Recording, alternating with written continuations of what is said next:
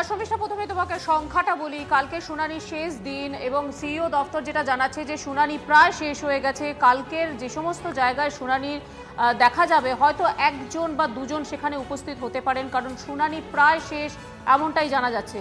তাহলে কত সংখ্যক আসেনি? সিইও দপ্তর যেটা জানাচ্ছে প্রায় 3 লক্ষ আনম্যাপড ভোটার, তাদের কোনো হদিশ পাওয়া যায়নি, তারা শুনানির ডাক পেয়েও হাজির হননি। এই 3 লক্ষ আনম্যাপড ভোটারের মধ্যে বহু ভুয়ো ভোটার থাকতে পারেন, শিফটেড ভোটার থাকতে পারেন।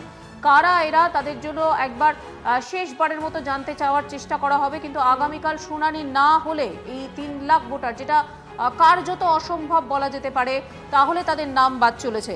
সব মিলিয়ে 6.5 লক্ষ, প্রায় 6,20,000 থেকে 25,000 বলা যেতে পারে, যেখানে প্রোজেনি রয়েছে, লজিক্যাল ডিসক্রিপেন্সি রয়েছে, অর্থাৎ বিভিন্ন তথ্যসূত্র ক্ষেত্রে সমস্যা হয়েছে।